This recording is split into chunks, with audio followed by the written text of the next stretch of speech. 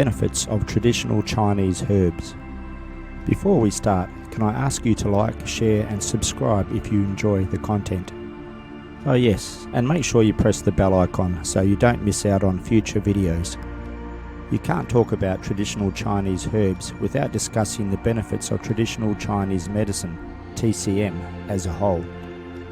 In this video, we discuss the benefits of traditional Chinese medicine and its relevancy in today's modern world.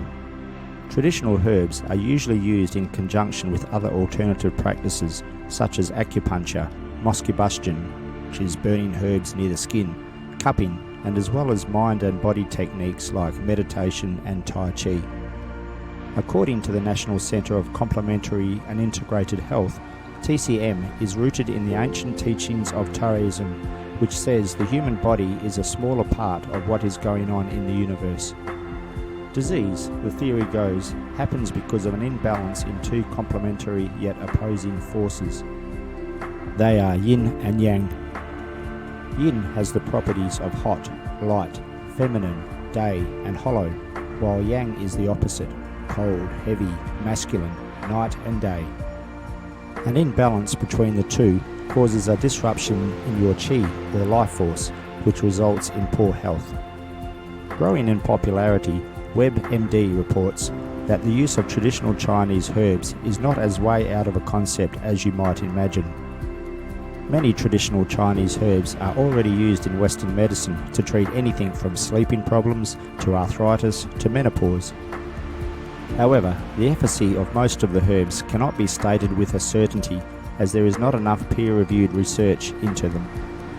Most Chinese herbal remedies are sold in the United States as dietary supplements and therefore are not subject to the same rigorous trials by the Federal Drug Administration, FDA, as other medicines.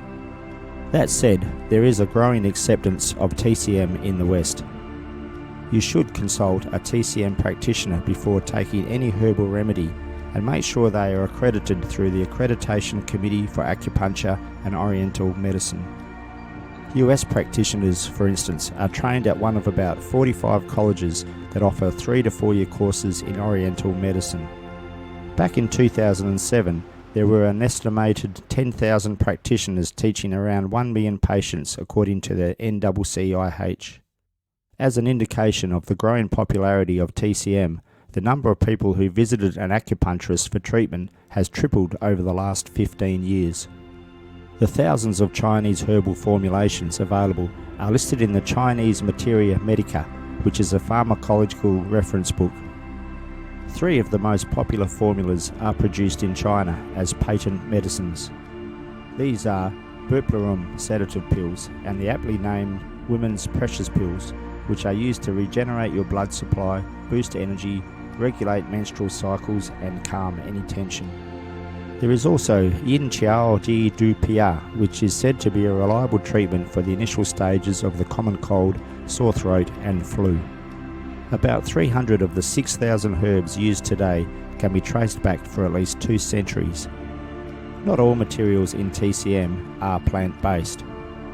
About 1,000 are sourced from animals and more than 100 are from minerals. The materials are mixed in a formulation, while those ingredients and amounts will differ depending on the nature of the patient's condition. Traditionally, Chinese herbs are administered in 2 ways. They are ingested as a decoction, a strong tea that must simmer for at least an hour, or as a large pill or bolus that is bound by honey. However, in the West, the tea is considered too time-consuming, is foul-smelling and tastes disgusting. The honey bolus is difficult to chew and doesn't taste great. Chinese herbs can be taken as a powdered extract or as a tablet or capsule.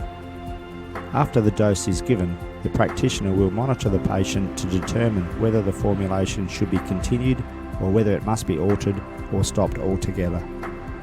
Adverse responses to the formulations are tracked by the Institute of Traditional Medicine.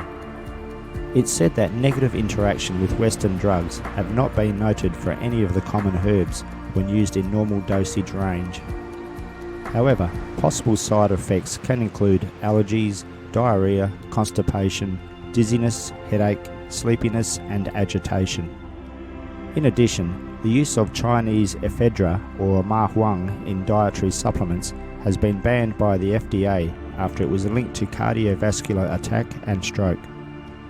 Some of the more commonly used Chinese herbs are Astrologulus, which is used in the treatment of HIV/AIDS, hepatitis, chronic colitis, senility and CV diseases.